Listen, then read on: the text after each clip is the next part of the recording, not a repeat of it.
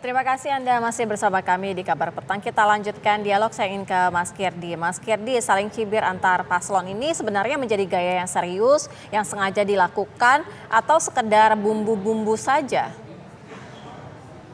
Oke, jadi kalau kita lihat bahwa sebetulnya segala sesuatu yang terjadi di arena Pilpres ini 2024 ini sebetulnya menurut saya sebuah berbagai macam model komunikasi yang sebetulnya semuanya tidak spontan terjadi.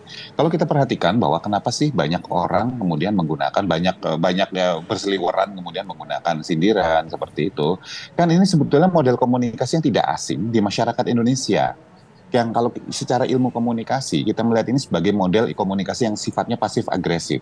Apa itu sifatnya pasif agresif? Yaitu sifatnya seolah-olah tidak menyerang padahal menyerang.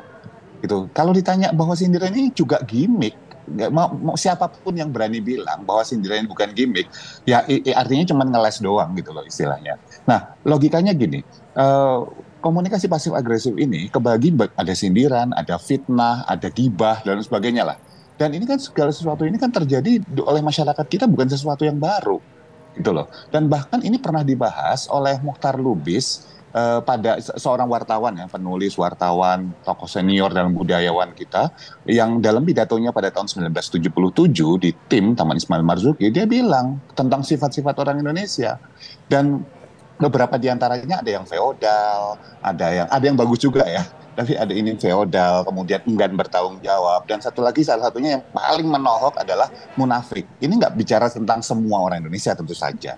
Tetapi karena ini banyak terjadi adalah orang kita, orang Indonesia banyak yang enggan untuk bertanggung jawab. Jadi ketika melontarkan sesuatu, kalau dituduh, loh kamu nuduh, loh enggak saya nggak nuduh siapa-siapa, Anda merasa tertuduh, sehingga bisa ngelak. Itu kan pasif agresif sekali, itu kan nyerang tapi nggak mau kelihatan kalau nyerang gitu loh. Jadi ini adalah gimmick sebetulnya, salah satu bentuk gimmick dan mau nggak mau, suka nggak suka, siapapun yang menggunakan ini artinya juga sebetulnya sudah dipersiapkan sebagai bagian dari strategi. Nah, kemudian kalau dibilang bahwa ada yang bilang misalnya bahwa tadi istilah gemoy segala macam. Nah, di dalam komunikasi, strategi komunikasi itu ada tiga. Ada yang satu memang dibuat, yang kedua memang alami dari masyarakat, dan yang ketiga adalah dibuat seolah-olah alami. Nah, gemo ini termasuk yang mana kita nggak tahu gitu loh. Kita nggak tahu. Apa kalau ada yang ngotot bahwa ini dari masyarakat murni segala macam, ya boleh saja. Kita nggak bisa bilang benar atau salah. Tapi bisa saja juga dibuat secara seolah-olah alami juga memungkinkan gitu. Yang jelas bahwa pasif agresif nyindir antar kontestan ini semuanya itu bukan sesuatu yang baru. Itu sudah terjadi tahun ke tahun dari zaman ke zaman. Sebetulnya seperti itu. Dan itu efektif nggak, Mas Kirdi? Kalau kita bicara soal gimmick dan lain sebagainya untuk bisa menggait suara pemilih. Ya, kalau kita bicara soal gimmick tadi, kenapa jadi laku di masyarakat Indonesia? Karena kalau kita sindir-menyindir itu kan sebetulnya membuat orang kemudian tergerak secara emosional. Yang membuat seseorang bergerak, apakah itu bergerak memilih, apakah itu bergerak mencintai, apakah itu bergerak kemudian jadi melakukan sesuatu, itu adalah sesuatu kondisi yang sifatnya emosional. Jadi keputusan manusia itu sebagian besar itu dibuat bukan berdasarkan logika, tapi berdasarkan emosional, yang kita sebut sebagai emotional decision. Itu yang Orang digugah membeli ya? karena emosi. Oh iya, betul, betul. Orang kalau kita jalan, kita nggak berniat beli barang tertentu, tapi begitu ada tulisan sale, terus kita perasaan kita bahwa wah barang ini nggak pernah sale, wah nanti takut kehilangan momen gitu.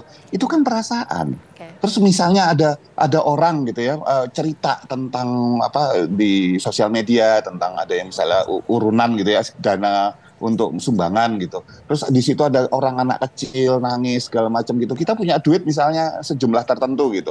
Tadinya duit ini mau kita pakai buat yang lain tapi wah kasihan nih. Ya udahlah buat ini aja.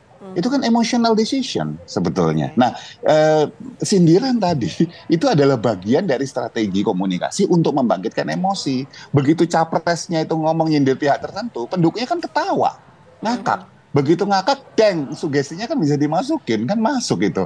Ya, lebih cenderung seperti itu sih sebetulnya. Baik, kita ke Kang Aceh. Kang Aceh, ini kan Gibran paling sering sekali gitu ya menjadi momok yang selalu begitu disindir, dicibir gitu kan dalam kampanye ini. Ya, ya buat kita sih ya kita senyumin aja ya dari berbagai sindiran, kemudian cercaan, dan itu kan juga terjadi pada Presiden Jokowi baik di tahun 2014 maupun di tahun 2019 yang lalu ya, Tapi fitnah Kang Aceh, sana, tadi kan fitnah kita dengar sini. dari Tapi ya Mas itulah Kirdi gitu ya, artinya kan itu sengaja dilontarkan gitu, berarti sengaja menjadi sasaran gitu. ya, ya buat kami itu konsekuensi apa namanya dari pilihan kita untuk maju menjadi capres cawapres gitu ya.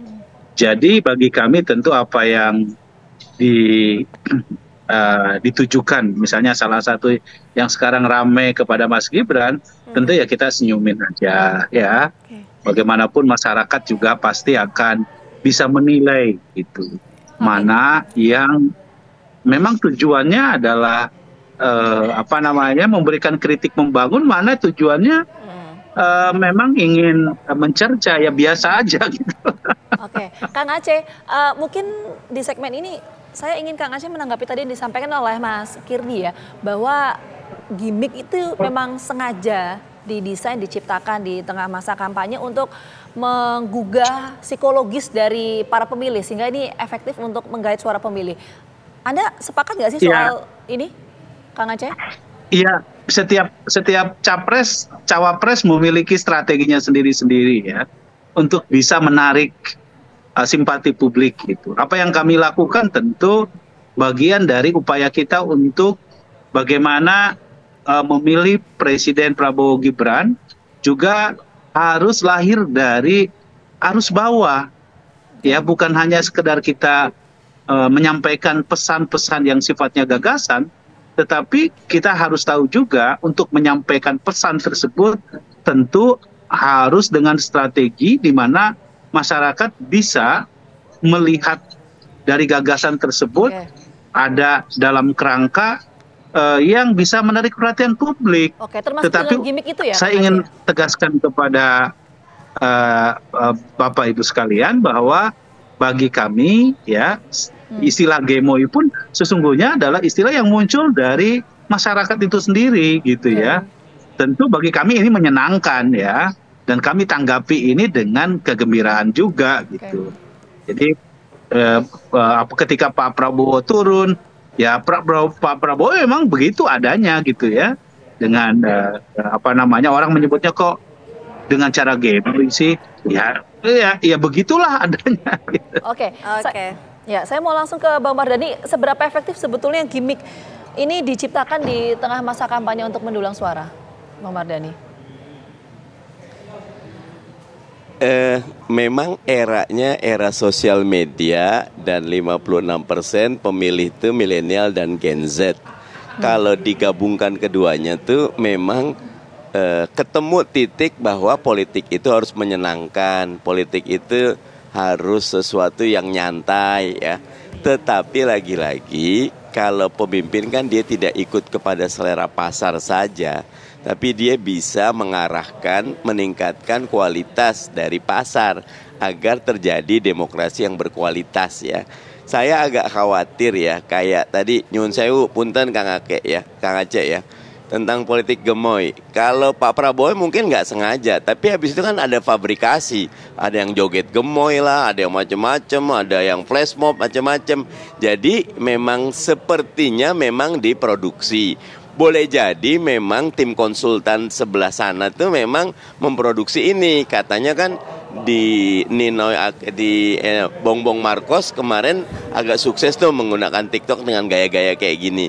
Tapi kalau saya yakin bahwa masyarakat Indonesia punya hati nurani, punya akal sehat, punya etika, punya logika, nanti bisa memilah mana emas, mana loyang, mana yang berkualitas, mana yang memang cuma publisitas. Begitu. Oke, Bang Mardhani, tapi kan Bang Mardhani capres nomor urut 1 ini kan juga sangat terang-terangan begitu ya, mencibir pasangan-pasangan lainnya. Nah ini artinya berarti kan sengaja ditujukan, artinya untuk mencari perhatian atau bagaimana gitu. Tapi nanti dijawabnya usai jeda, Kabar Petang segera kembali.